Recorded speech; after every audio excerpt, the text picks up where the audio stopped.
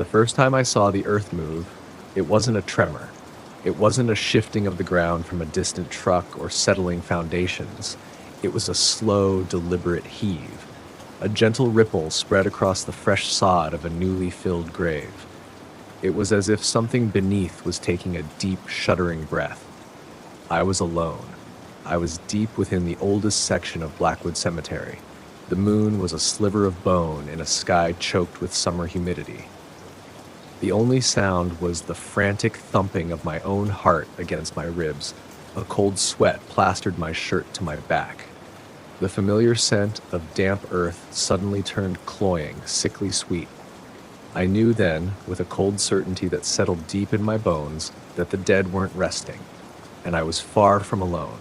It was the summer of '99. I had just scraped through my final exams. My plans for a wild, carefree break had evaporated with my meager savings. Desperate for any cash, I stumbled upon a groundskeeper assistant ad for Blackwood Cemetery. It sounded grim, sure, but it also sounded quiet and solitary. Perfect for someone like me, Jamie, who preferred books to people. I preferred the silent company of the departed to the unpredictable chaos of the living. I figured it would be a few months of mowing lawns and trimming hedges. It would be a peaceful interlude before the real world descended. It was a chance to save up for university. I didn't believe in ghosts, not really. I believed in science, in logic, in the undeniable finality of death. I believed in cold, hard facts. Blackwood Cemetery, with its sprawling acres of ancient oaks, crumbling Victorian mausoleums, and rows upon rows of silent, weathered headstones, felt less like a place of dread. It felt more like an open-air museum. It was a testament to forgotten lives, a quiet testament to the passage of time. It was a place of quiet reflection, a serene, almost beautiful landscape where history slept beneath manicured lawns. I was utterly, terrifyingly wrong. My initial weeks were a blur of new routines. The job had surprisingly physical demands. My uniform, a practical green polo and sturdy work pants, felt less like a uniform. It felt more like a second skin, perpetually dusted with soil and grass clippings. I quickly learned the rhythms of the cemetery. Early mornings were for watering the newly planted flowers. Their vibrant colors were a stark contrast to the gray stone. It was a fleeting burst of life amidst the eternal sleep. Midday was for mowing the vast stretches of lawn. The roar of the ride-on mower was a comforting, monotonous drone. It drowned out all other thoughts. Afternoons were for tending to the older sections. I carefully pruned thorny rose bushes that clung to wrought iron fences like desperate lovers. I gently cleaned lichen from ancient illegible markers, trying to decipher the faded names and dates. The air was usually still. It was heavy with the scent of damp earth, freshly cut grass, and the faint, sweet perfume of lilies and roses. It was a deceptive tranquility.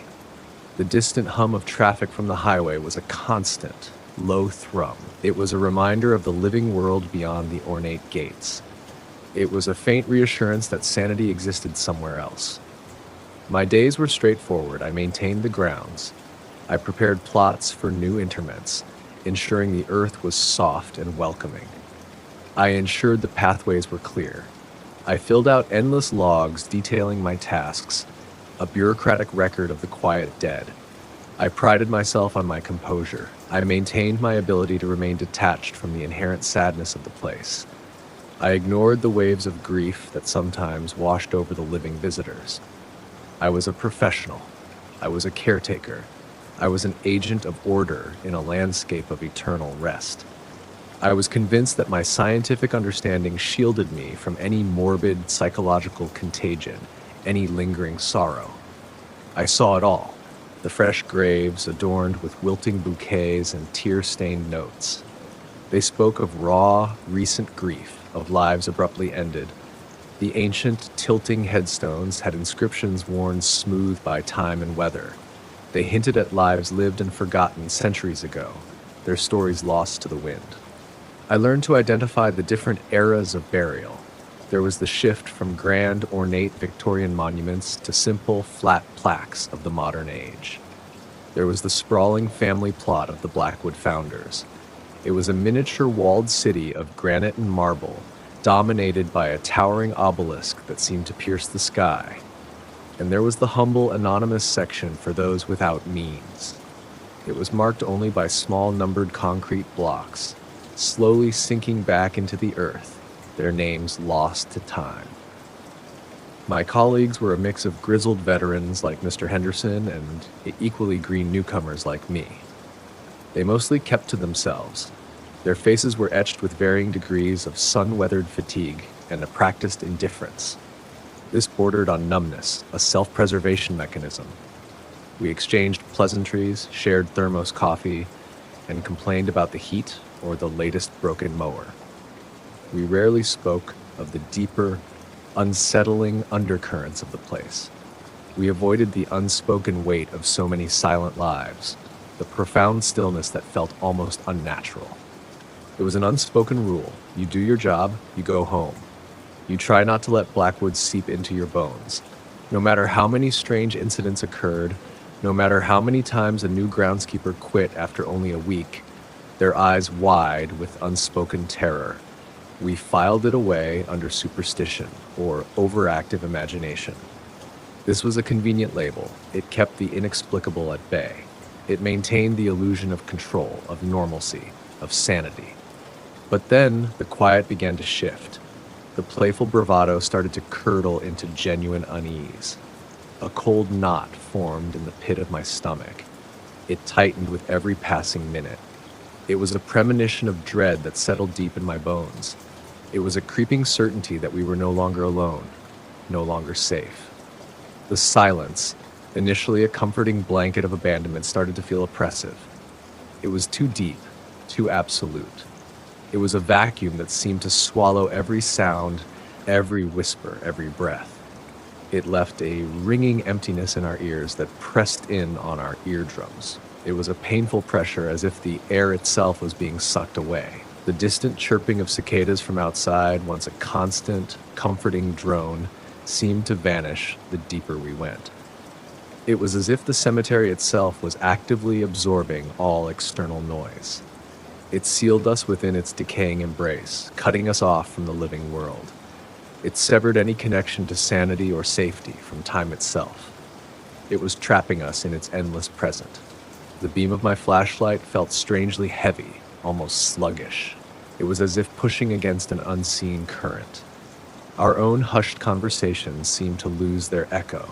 They were swallowed by the suffocating quiet, dying almost immediately after leaving our lips. This left us feeling isolated even from each other, adrift in a sea of dread. We'd hear faint, almost imperceptible creaks from empty rooms we just passed. These sounds seemed to follow us, or the soft drip, drip, drip of water that wasn't there when we investigated. This sound seemed to come from inside the walls themselves. It was a phantom leak, a constant, maddening rhythm that tapped against our nerves. It was a cruel, mocking metronome counting down to something terrible, a faint, cloying scent, like old, wilting flowers mixed with something metallic and sickly sweet would drift past. Then it would vanish as quickly as it came. This left us sniffing the air, confused. It was a taste of something foul on our tongues, something unnatural. It was something that defied explanation. It was a scent that hinted at decay far deeper than mere rust. Just the building settling, Mark would say. His voice was a little too loud, a little too forced. A nervous edge crept into his forced bravado. His eyes darted around frantically, betraying his unease. His attempts at reassurance fell flat. Sarah, usually so composed, started clutching her camera tighter. Her eyes darted into the deeper shadows. Her movements became more hesitant. Her shoulders hunched as if trying to make herself smaller, to disappear from something unseen, something that was watching. We found ourselves whispering even when there was no need. Our voices were barely audible. It was as if afraid to disturb something that was listening, something that had been waiting, patiently, for us. It waited for our fear to ripen, for the perfect moment to reveal itself. Then, things started happening that I truly couldn't explain. These things chipped away at our rational minds. They left raw, exposed nerves. They pulled us into a reality we couldn't comprehend. It was a reality far darker than any ghost story we'd ever heard. Mark's camcorder had been recording flawlessly for hours, then it began to glitch. Not just static that might be explained by old wiring, but brief, violent, distorted flashes of what looked like old, handwritten medical charts. Then, impossible, blurred faces appeared. They were gaunt, hollow-eyed, contorted in silent screams of agony. They were superimposed over the live feed. It would last only a fraction of a second. It was a blink and you'll miss it horror. Just enough to make us question if we'd seen anything at all. Then it would return to normal. It left behind a lingering image burned onto our retinas. It was a phantom afterimage of suffering that seemed to imprint itself directly onto our minds.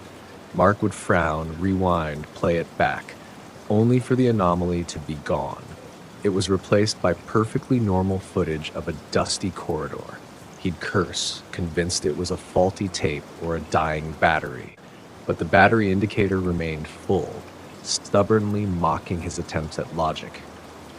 It was mocking him. It was stripping away his last vestiges of control, making him doubt his own senses. Once, while filming a particularly dark doorway, the camcorder's tiny screen briefly showed a perfectly clear image of a child's worn teddy bear sitting on a rusted bed frame.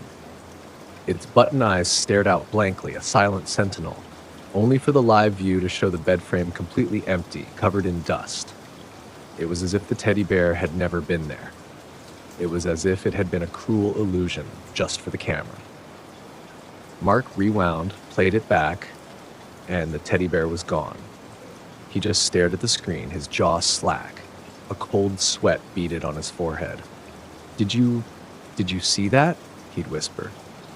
His voice was barely a breath. His eyes were wide with a dawning horror that reflected my own.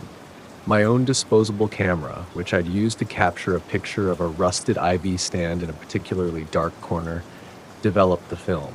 It showed the IV stand exactly as I'd seen it, but in the background, perfectly clear, was a black and white image of a woman in a nurse's uniform. Her face was obscured by shadow standing directly behind it. Her posture was stiff, almost unnaturally rigid. The shadow across her face seemed to deepen into an inky void where her features should have been. It was a featureless abyss that seemed to stare directly into my soul. It was a profound emptiness that threatened to consume me. Her uniform was crisp, impossibly clean against the decay of the room. It was as if she had just stepped out of a time warp, untouched by the dust and grime. It was a stark contrast that screamed of wrongness. It was a presence that defied the passage of time. I hadn't seen her when I took the photo. The corner had been empty, just dust and rust. The image sent a cold shiver down my spine. It had nothing to do with the hospital's pervasive chill. It was a stark, undeniable presence that defied logic. It was a silent accusation. It was a terrifying proof that we were not alone. Something was actively with us, observing us, waiting. Later, another photo I took in the old morgue meant to capture the cold, steel tables showed a faint, translucent handprint on one of the surfaces. It was a handprint that wasn't there when I took the picture, and it certainly wasn't mine. It was too small, too delicate, like a child's. It was pressed firmly into the cold metal, as if reaching out from beyond. It was a desperate plea or a silent warning. Sarah's Walkman, which she'd brought for comfort, its headphones, a familiar barrier against the world, a personal sanctuary of sound, a small piece of normalcy in the chaos, suddenly blasted a burst of ear-splitting static. It was followed by what sounded like a garbled, distorted voice whispering, get out, he's coming, the fever, the cold, they're waiting for the next one, don't let him take you." Then it died completely. Its batteries were still full. The play button was jammed, the cassette tape was mangled inside, as if violently ripped by an unseen force. Its plastic casing was cracked.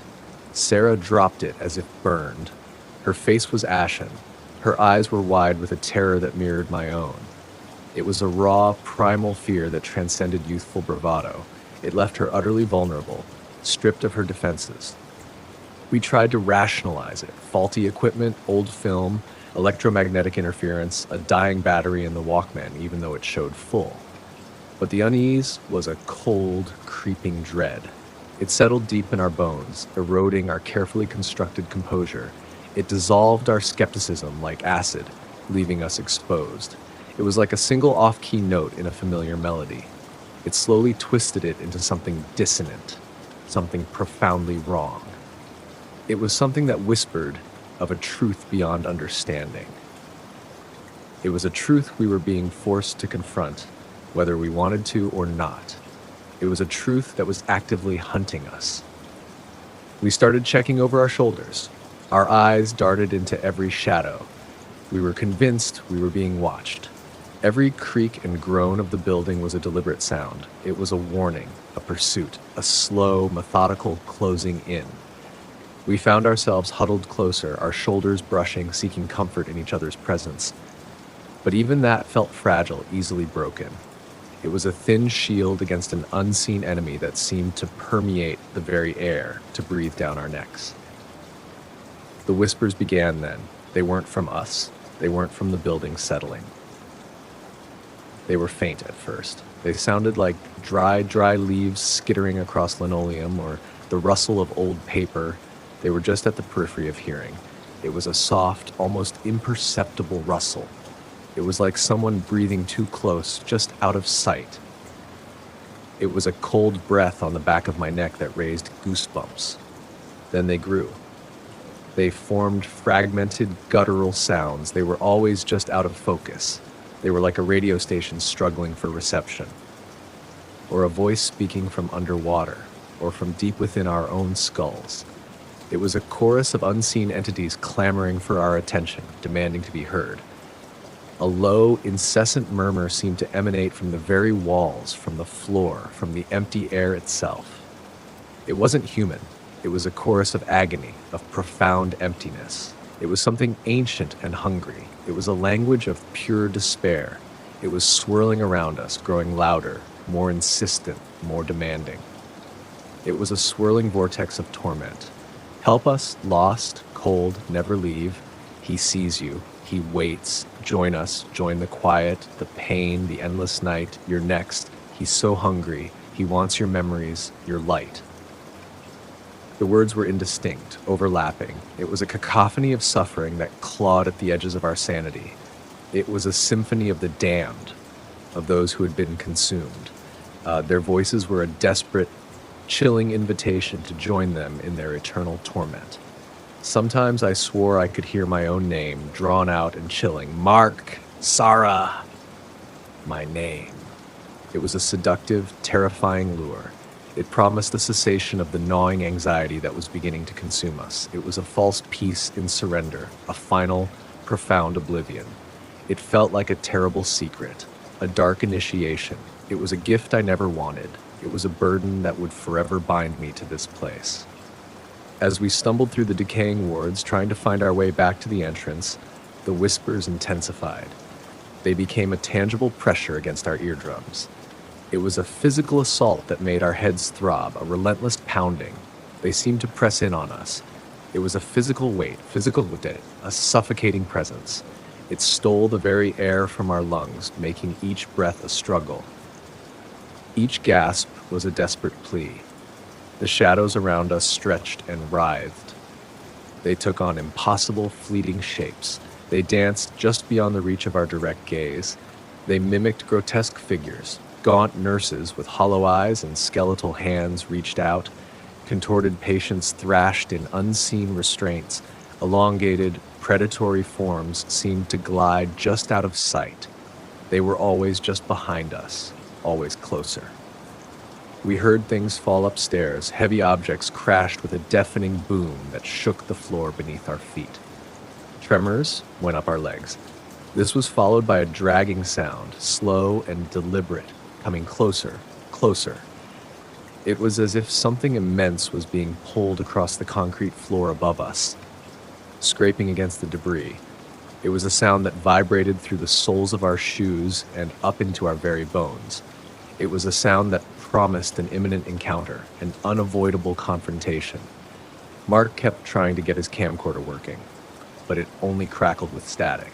The lens seemed perpetually aimed at distorted, impossible forms that weren't there to our naked eye. It was a constant flickering reminder of what we were experiencing. It was a window into a reality we couldn't comprehend. It was a reality that was now bleeding into our own, irrevocably. It was pulling us deeper into its nightmare. Sarah's Walkman remained dead. It was a chilling silence that was somehow worse than the static. It was a symbol of our broken connection to the outside world. It was a final severance from anything familiar or safe. It left us utterly exposed, utterly alone in the heart of the horror. Then Sarah screamed. It was a raw, guttural sound, stripped of all reason, all humanity. It was a sound that tore through the oppressive silence like a jagged blade. It echoed off the high ceilings. It was a sound of pure, unadulterated terror. She was pointing down a corridor we had just passed. A gurney lay overturned there.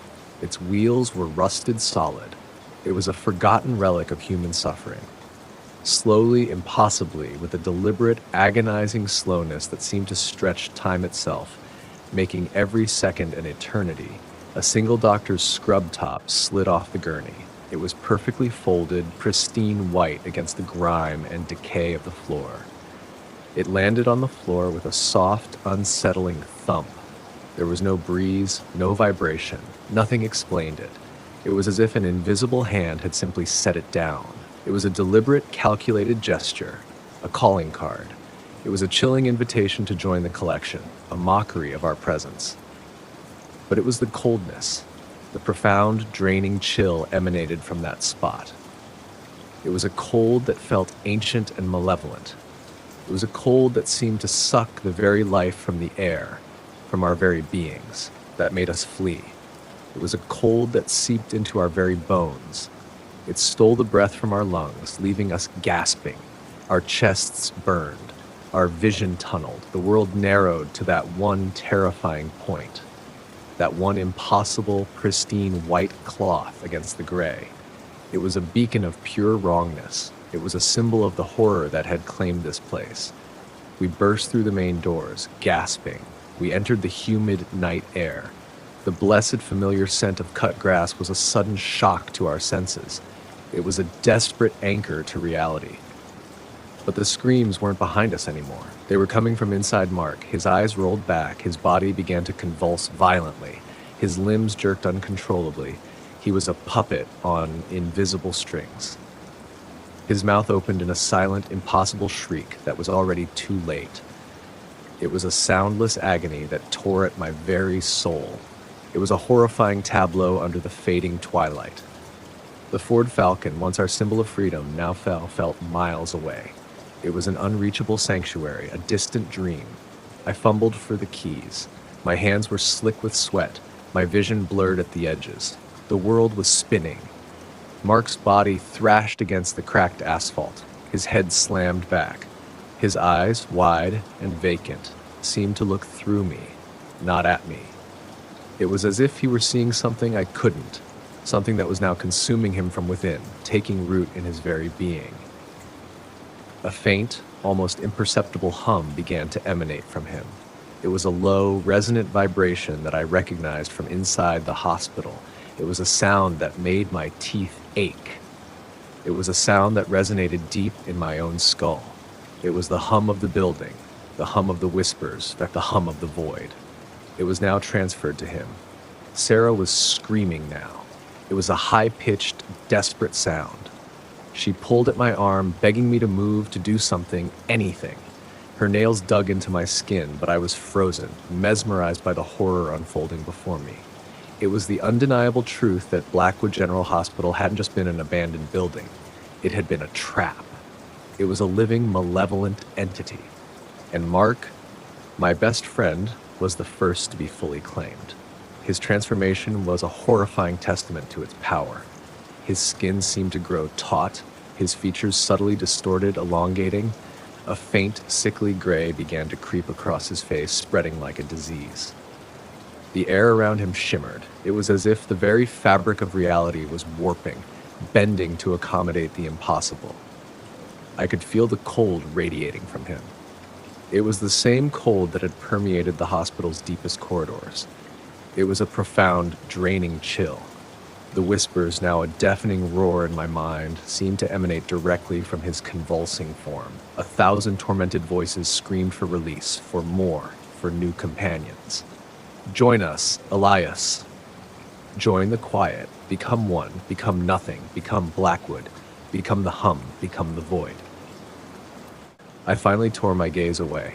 My heart was a frantic drum against my ribs.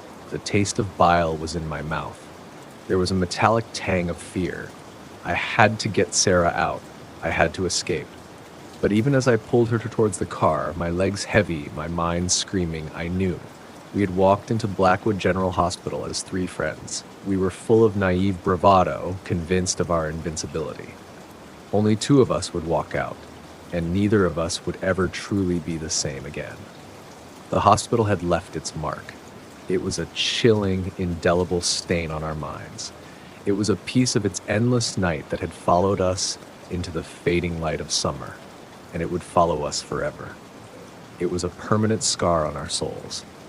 And as I jammed the key into the ignition, my hands shaking so violently I almost missed, the last thing I heard before the engine finally caught with a roar that momentarily drowned out the world was Mark's silent shriek.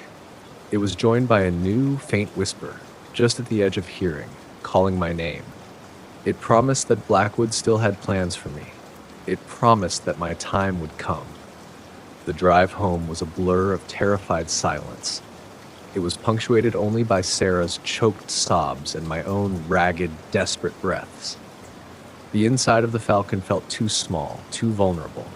It was as if the oppressive atmosphere of the hospital had somehow clung to us. It seeped into the upholstery, permeating the very air we breathed. Every shadow cast by the passing streetlights seemed to writhe. Every distant sound on the highway twisted into a phantom whisper. It was a mocking echo of the voices we'd heard. I kept glancing at Mark in the rearview mirror, but he was unnervingly still now. He was slumped against the back seat, his eyes closed. His face was a waxy, unnatural pallor.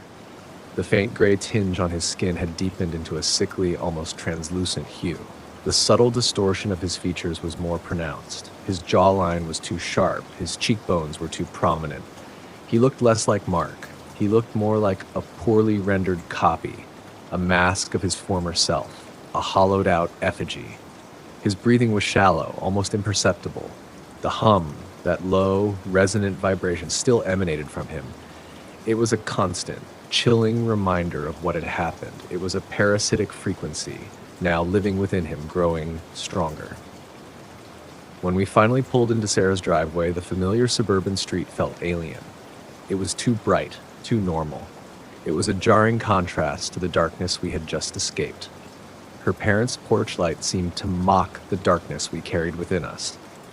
Its warm glow did nothing to dispel the cold dread. Sarah practically fell out of the car. She scrambled away from Mark, away from me. It was as if we were both infected, contagious with the horror. She didn't say goodbye. She didn't even look back. She just stumbled towards her front door, her shoulders shaking. She glanced back once with wide, terrified eyes. They held a mixture of fear and accusation. It was a silent question. Why him? Why not you? I watched her disappear inside. The door clicked shut with a finality that felt like a judgment. It left me utterly alone with Mark, with the chilling truth. I couldn't bring myself to drive him home, not like this. Not when I knew what was inside him, what had claimed him. I drove to a secluded spot overlooking the town. It was the same place we used to go to watch the stars and dream of escaping, of our futures. Now the stars seemed cold and indifferent. Their distant light offered no comfort. Escape felt impossible, a cruel joke. Mark remained motionless in the back seat, a silent, terrifying passenger. I tried desperately to convince myself it was just shock, a severe panic attack, a psychological break, anything to cling to sanity. But the cold radiating from him, the faint hum, the way his features seemed to subtly shift and settle into a more rigid, almost skeletal cast, defying any rational explanation, shattered those desperate attempts. I reached back, my hand trembling, and touched his neck. His skin was ice cold, colder than a corpse. Yet he was still breathing, still subtly humming. His pulse was a faint, thready beat, barely there, a ghost of a heartbeat. I spent the rest of the night in that car. I watched the sun rise. It painted the sky with colors that felt obscene after the darkness we had witnessed. It was a mockery of beauty. Mark didn't stir. When the first rays of sunlight hit him, his skin seemed to absorb the light rather than reflect it. The gray tint intensified. His form seemed to deepen, to become more opaque, more there. I knew then, with a chilling certainty that settled deep in my soul, that Mark wasn't coming back. Not the Mark I knew. He was a vessel now, a shell. He was a new part of Blackwood General Hospital's collection, a permanent resident. The whispers in my head, though fainter than inside the building, were still there. It was a low, insidious murmur, a constant presence that never truly left. It was a new soundtrack to my life. They seemed to echo Mark's silent shriek. It was a chorus of triumphant, ancient voices celebrating a new acquisition. One of us, the quiet, the endless night, he belongs to us now. I eventually drove Mark's car back to his house. I parked it neatly in the driveway as if nothing was wrong. It was as if he had just fallen asleep. I didn't go inside. I couldn't. I just left him there. He was a silent, still figure in the back seat. He was a chilling secret that would haunt me forever. I walked home in a daze. The humid morning air felt strangely heavy. The sounds of birdsong were jarringly loud, almost painful. My own house felt alien. The familiar comfort was replaced by a pervasive sense of dread. It was as if the walls themselves were watching me. Every shadow seemed to stretch too long. Every creak of the floorboards sounded like the hospital settling. It was like something was moving just out of sight. I looked at my reflection in the hallway mirror. For a terrifying moment, my eyes seemed too wide, too haunted. There was a flicker of that same featureless void I'd seen in the nurse's photo. It was a horrifying glimpse of what I might become. We never spoke about Blackwood General Hospital again. Not really. Not about the whispers or the vanishing objects or the things on Mark's camcorder that he later claimed were just static when his parents asked about it. Their faces were etched with concern. We tried to laugh it off. We blamed exhaustion, old wiring, our imaginations, the heat. Anything to avoid the truth. Anything to maintain the fragile illusion of normalcy. But something shifted that night. Something fundamental within us. A piece of our very essence was left behind in those decaying halls. Sarah eventually got rid of her Walkman. She claimed it was faulty. Though I saw her glance at it sometimes, there was a flicker of fear in her eyes. A haunted look never quite left her. It was a permanent shadow that clung to her like a shroud. She started sleeping with a nightlight. She refused to be in a room alone after dark. Her once vibrant spirit dimmed. Mark's camcorder sat in his closet, untouched. It was a silent testament to the footage he could never ever show anyone. It was a burden he carried alone. It was a secret that gnawed at him, slowly consuming him from the inside out. He stopped talking about urban exploration. His bravado was replaced by a quiet, almost fearful introspection. There was a profound emptiness behind his eyes that mirrored the void. And me? I still wake up sometimes, years later. I am convinced I can hear faint, dry whispers just at the edge of my hearing. It is a low, insistent murmur that calls my name. It promises a quiet I don't want to find. For a split second, I see the shadows in the corner of my room. They stretch just a little too long, a little too thin. They mimic grotesque figures. It is a chilling reminder of the things that happened there. Things that I still, to this day, can't explain. The hospital had left its mark. It was a chilling, indelible stain on our minds. It was a piece of its endless night that had followed us into the fading light of summer, and it would follow us forever. It was a permanent scar on our souls. It was a silent, living horror.